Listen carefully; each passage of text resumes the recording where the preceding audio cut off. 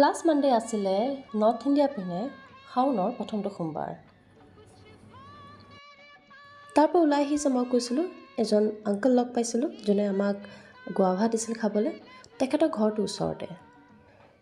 তেখেতে আমাক ইমানেই ভাল পালে কি আমাক তেখেতৰ ঘৰলৈ লৈ আহিলে আৰু চাহ পানী যোগান ধৰিব ধৰিলে। আমি মানা কৰিলোঁ। আমি ক'লোঁ কি নাই বাবা বছ পানীকে দিয়ক, পানী খাই যাওঁ। তাৰপিছত ভাবিলোঁ কি আপোনালোকক দেখাওঁ এটা টিপিকেল পাঞ্জাবী ঘৰত একচুৱেলি কি থাকে। যেনেকৈ এখন ট্ৰেক্টৰ থাকে, এখন খাট থাকে, এটা গোহালি থাকে আৰু এটা মেচিন থাকে য'ত আপোনাৰ ঘাঁহ কাটে। আৰু এই ঘাঁহ কটা মেচিনটোত বহুতৰ আঙুলি কাটা যায়। মই এতিয়ালৈকে দুজন মানুহ দেখিলোঁ যাৰ আঙুলি দুটা এটা নাই। ইভেন এখেতৰো আঙুলি দুটা নাছিলে। তে মোৰ এখেতে ক'লে কি ইয়াৰ মানুহে এই বস্তুটো মেচিনটো চলাওঁতে প্ৰায় আঙুলিবোৰ কাটা যায়। চ' এইখিনি আছিল তেখেতৰ তলত। তাৰপিছত আমাক মাতিছিলে ওপৰত, আমি নগ'লোঁ কাৰণ মোৰ ছোৱালী স্কুলৰ পৰা আহিবলৈ হৈ আছিল। তাৰপিছত আমি ঘূৰি আহি ঘৰত খালোঁ লচ্ছিত মই দিলোঁ দুটামান পুদিনা পাত আৰু ইলাইচি।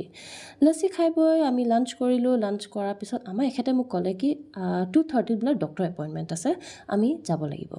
তো তেখেতে কেব বুক কৰিলে। মই কৈছোঁ কেব কিয় বুক কৰিছা?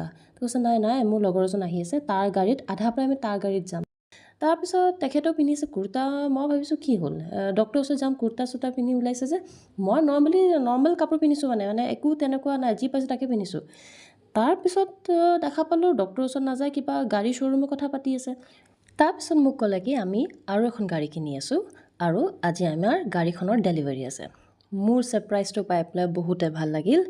আৰু এয়া কেক কাটিং কৰি মেলি গাড়ী আমি লৈ গ'লোঁ ঘৰলৈ। ঘৰত যোৱাৰ আগত আমি গ'লোঁ ৰাধাকৃষ্ণৰ এটা মন্দিৰত। তাৰে বামুণৰ হাত নাই, আমাৰ গাড়ীখনত আমি এটা আশীৰ্বাদ ল'লোঁ। এতিয়া যেতিয়া বামুণজনৰ ওচৰত গ'লোঁ তেতিয়া আমি গম পালোঁ যেন বামুণজনে দেখোন অসমীয়া কথা ক'ব পাৰে। তেতিয়া তেখেতে ক'লে কি তেখেতৰ ভায়েক আছে অসমত অলৰেডি চাকৰি পাই আছে আৰু তেখেতে আছে ইয়াত। তেখেত হ'ল নেপালী বাট অসমীয়া ক'ব পাৰে। আশীৰ্বাদটো লৈ মেলি আমি গ'লোঁ এটা জেগাত ডিনাৰ কৰিবলৈ।